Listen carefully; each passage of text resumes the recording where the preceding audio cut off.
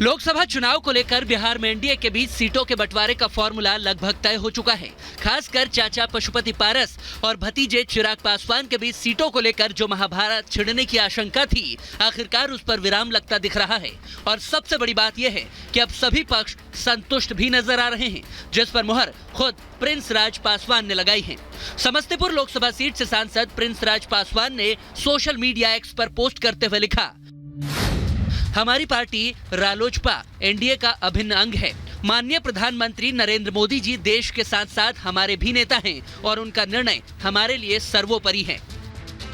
Formula के मुताबिक 2019 की तरह इस बार भी बीजेपी बिहार में 17 सीटों पर चुनाव लड़ सकती है, तो वहीं जदयू के खाते में 16 सीटें आएंगी, जबकि लोजपा के चिराग पासवान गुट को 5 सीटें दिए जाने की खबरें हैं। सबसे बड़ी बात तो यह है कि केंद्रीय मंत्री और चिराग के चाचा पशुपति पारस को चुप कराने के लिए बीजेपी ने जो फॉर्मूला अपनाया है, सूत्रों के मुताबिक उससे चाचा पशुपतिनाथ पारस भी खुश हैं और भतीजा चिराग भी।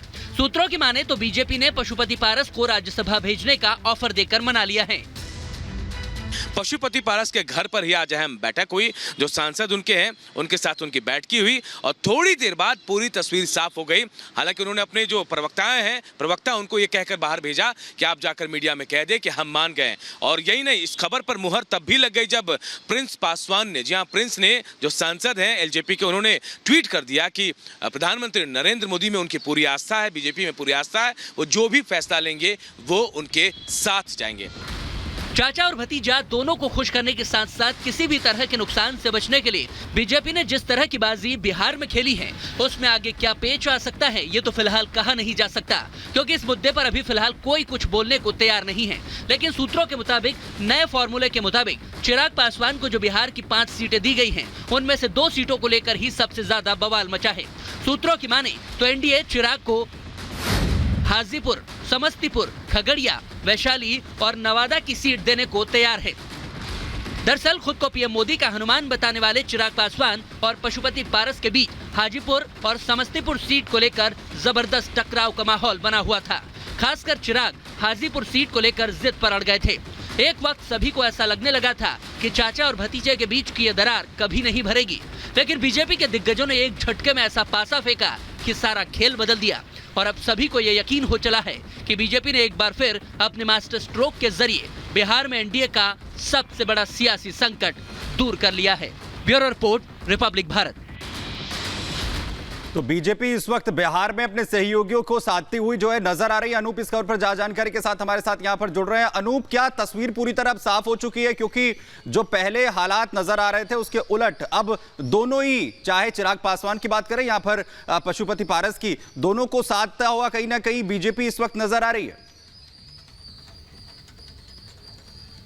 बिल्कुल सुमित, तस्वीरें कल तक कुछ और थी लेकिन आज तस्वीर बिल्कुल बदल गई। और देखिए, बिहार में अगर गठबंधन की बात करें, सीटों के बंटवारे की बात करें, तो सबसे ज्यादा पेच जो है चिराग पासवान और पशुपति पारस के बीच था। लेकिन कल तक जहां पशुपति पारस नाराज बताए जा रहे थे और कह रहे थे कि विकल्प उनके लिए खुले हैं, आज अचानक से उनका बयान सामने आता है। कहते हैं कि प्रधानमंत्री मोदी पर उनकी पूरी आस्था है, बीजेपी जो कहेगी वो मानने के लिए तैयार है। यानी कहीं ना कहीं उनसे साठगांठ हो गई, बातचीत हो गई, डील फाइनल हो गई। इस बात के पुख्ता जानकारी अभी मिल रही है। लेकिन यह भी कहा जा रहा है कि दूसरी तरफ हो सकता है, थोड़ा इंतजार कर रहे हैं, क्योंकि अभी तक आधिकारिक तौर पर सीटों की घोषणा नहीं हुई है। जो भी है वो सूत्र हैं। लेकिन फिलहाल जो बयान पशुपति पारस की तरफ से आ रहे हैं वो बीजेपी के लिए कहीं ना कहीं संतोष की बात होगी कि हां, बिहार का जो सबसे बड़ा मुद्दा था सीट बंटवारे को लेकर, उसे सुलझा लिया गया है।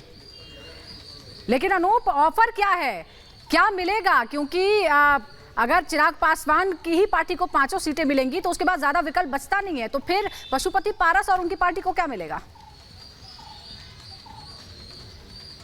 देखिए, एक जो सूत्र बता रहे हैं कि या तो राज्यसभा की 1 सीट या फिर राज्यपाल, ऐसा सूत्र बता रहे हैं। लेकिन अगर ऐसी बात होगी तो हो सकता है अगर पशुपति को बुलाया जाए तो बातचीत करने के लिए एक बात यह भी कही जा रही थी कि अंदर खाने से कि 1 लोकसभा सीट मांग सकते हैं वो। लेकिन एक बात तो तय है कि कोई ना कोई डील जरूर हुई है और मिलना राज्यपाल का पद है या फिर राज्यसभा की सीट है। और यह भी कहा जा रहा है कि अंदर खाने की अगर राज्यसभा भेज भी दिया जाए तो कैबिनेट की जो इनके कोटे की सीट है वो चिराग पासवान के कोटे को मिल जाएगी। यानी जो 3 चीजें, इन्हीं में से किसी एक पर डील। बिल्कुल अनूप, अहम जानकारी आप दे रहे हैं। अब देखने वाली बात यह होगी कि आखिरकार जो सीटों का बंटवारा है वो कैसे होता है और सभी खुश रहते हैं। इस बीच बड़ी खबर पंजाब की सियासत से, जहां पर परनीत कौर ने अभी बीजेपी शामिल की और बड़ी खबर है कि बीजेपी की टिकट पर वो पटियाला से चुनाव लड़ सकती है। कैप्टन अमरिंदर सिंह की पत्नी है जो पूर्व मुख्यमंत्री पंजाब के थे। और बड़ी खबर यह है कि कुछ ही वक्त पहले वो बीजेपी में शामिल हुई हैं। पटियाला से 4 बार की सांसद रही हैं, कांग्रेस के टिकट पर लड़ती रही। लेकिन अब बड़ी खबर है कि बीजेपी पटियाला से उन्हें चुनाव लड़ा सकती है, पटियाला से टिकट दे सकती है।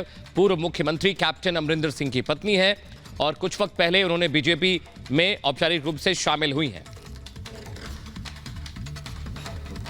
पार्टी में शामिल हो रही हूँ, खुशी है मुझे, क्योंकि पिछले 25 सालों से मैं लोकतंत्र में, लोकसभा में और विधानसभा में मैंने काम किया है अपने क्षेत्र के लिए, पंजाब के लिए, देश के लिए।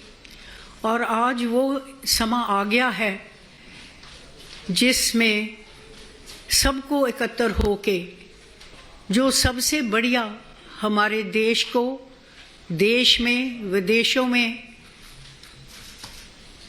ऊंचा कर सके, तरक्की हो सके, जो हमारे बच्चों का जो कल है उसको बेहतर बना सके।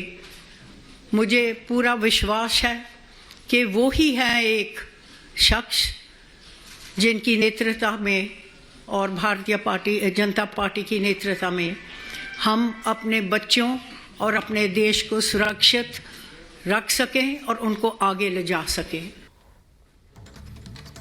और वहीं पंजाब के लिए आम आदमी पार्टी की तरफ से 8 उम्मीदवारों की जो लिस्ट है वो जारी कर दी गई है। इस वक्त की बड़ी खबर आपको बता दें, 8 जो उम्मीदवार होंगे लोकसभा चुनाव में उनकी लिस्ट जारी की गई है। इसमें 5 मंत्रियों को लोकसभा का उम्मीदवार बनाया गया है। अमृतसर से कुलदीप धालीवाल को उम्मीदवार बनाया गया है, तो वहीं संगरूर से गुरमीत सिंह मीत को उम्मीदवारी दी गई है।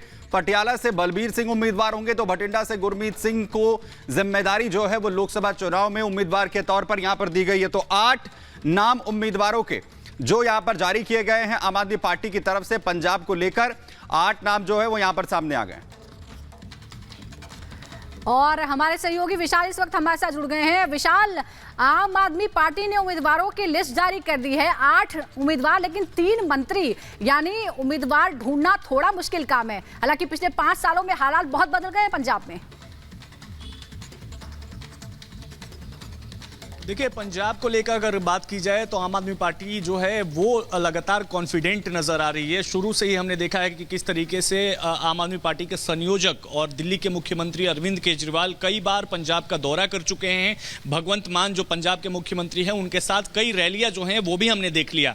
और अब सूत्रों की माने तो कहीं ना कहीं आम आदमी पार्टी जो है वो उन्हीं लोगों पर भरोसा जताना चाह रही है जो पहले से ही पंजाब में सरकार में बने हुए हैं। इसी वजह से कई मंत्रियों को, विधायकों को जो है वो आम आदमी पार्टी ने टिकट दिया है। मैं आपको बता दूं कि अभी 13 में से 8 लोकसभा सीटों पर जो है वो आम आदमी पार्टी ने पंजाब में घोषणा कर दी है उम्मीदवारों की। और जिनके नाम मैं आपको बता देता हूं, इनमें से 5 मंत्रियों को जो है लोकसभा उम्मीदवार बनाया गया है, जिसमें भटिंडा से गुरमीत सिंह खुड़िया हैं, अमृतसर से कुलदीप सिंह धालीवाल हैं, खडूर से साहिब से ललजीत भुल्लर हैं और संगरूर से गुरमीत सिंह। तो 8 में से 5 वो लोग जो फिलहाल वर्तमान में पंजाब में मंत्री हैं, यानी पुराने लोगों पर भरोसा जताया गया। इस